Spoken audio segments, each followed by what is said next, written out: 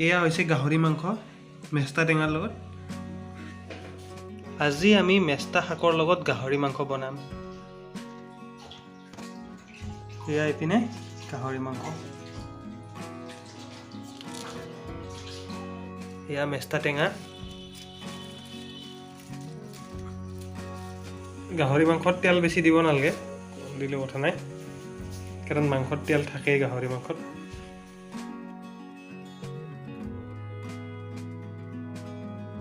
তেলখিনি গৰম হৈ গৈছে, এতিয়া পাঁচফোৰণখিনি ইয়াতে দি দিম। এয়া পাঁচফোৰণ,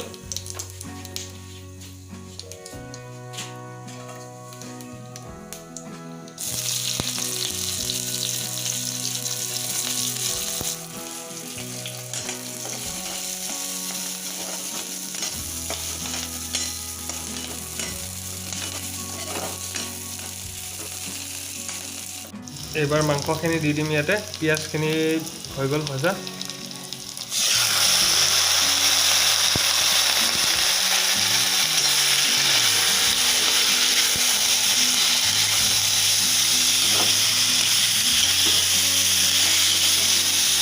এতিয়া নিমখ দি দিম ইয়াতে।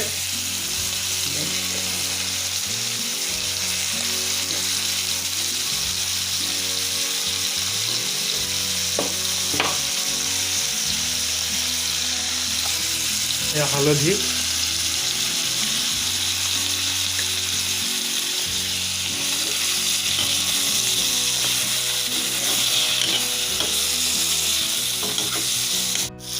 এতিয়া অলপমান পানী দি দিম।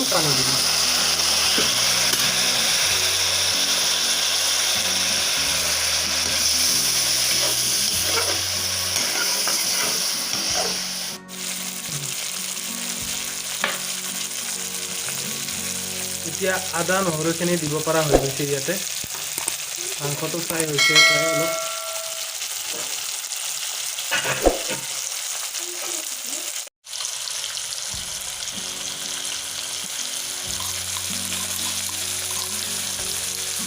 এয়া আদা নহৰু আৰু এটা কেঁচা জ্বলা দিছোঁ, জলকীয়া বেছি দিয়া নাই।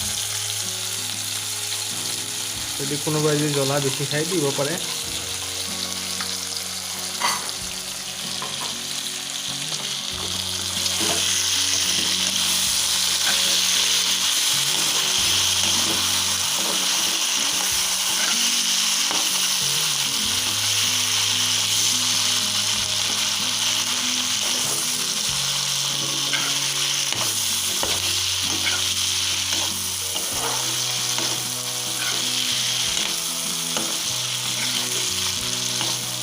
আদা নহৰুখিনি দি কেনে অলপ টাইম ফ্ৰাই কৰি ল'ব, যাতে নহৰুৰ কেঁচা গন্ধটো গুচি যায়।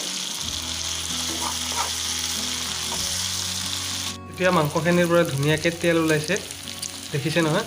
এতিয়া পানী দি দিম ইয়াতে অলপ।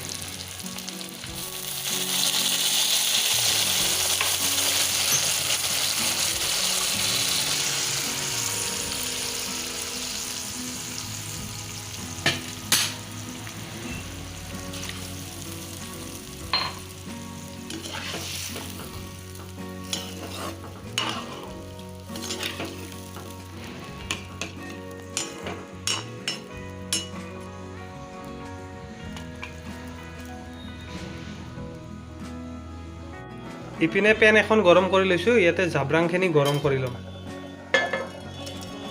এই জাব্ৰাংখিনি গৰম হোৱাৰ লগে লগে গুড়া কৰি কিনে আঞ্জাখনত দি দিম।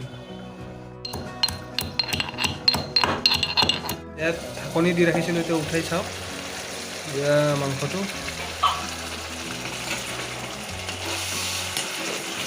এতিয়া ইয়াতে জাব্ৰাংখিনি দি দিম। এতিয়া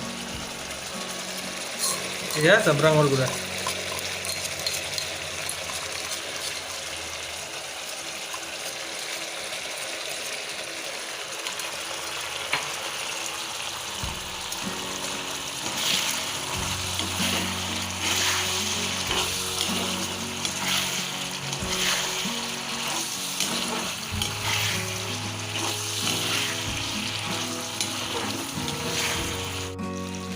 এতিয়া পানীখিনি শুহি গ'ল, এতিয়া টেঙাখিনি দি দিব পৰা হৈছে।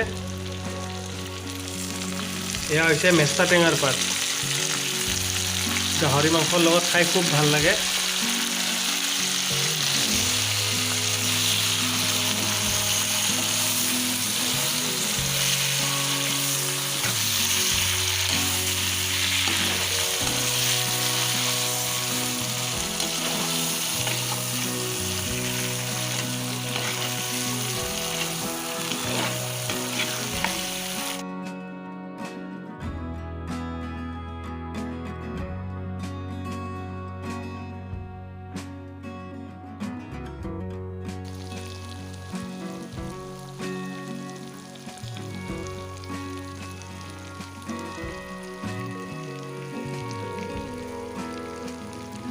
এতিয়া ইয়াতে পানী দি দিওঁ আৰু আমি আদা নহৰু আৰু জাব্ৰাঙৰ বাহিৰে বেলেগ একো মছলা ব্যৱহাৰ কৰা নাই ইয়াতে।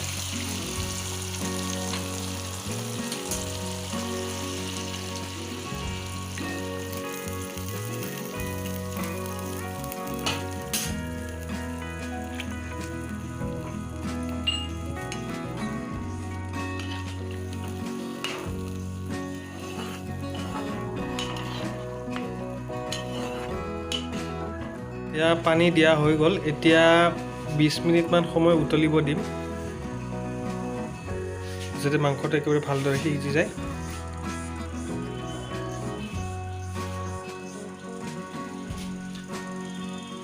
এতিয়া ঢাকনিখন দি দিওঁ ইয়াতে।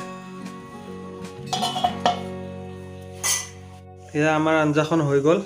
এতিয়া দাঙি চাওঁ ঢাকনিখন।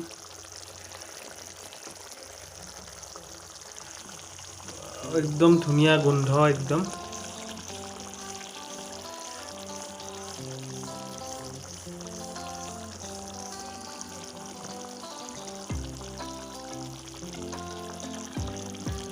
ৰেচিপিত এয়া এইখিনি।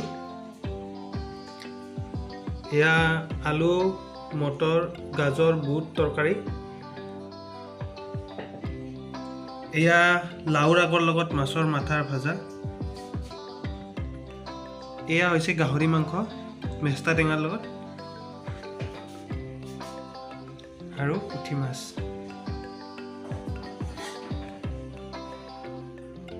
এতিয়া খোৱা আৰম্ভ কৰোঁ। এয়া মই ফাৰ্ষ্ট মাংসটোৰ লগত এয়া মাংসটো দেখিছে ধুনীয়া সিজি গৈছে মাংসটো।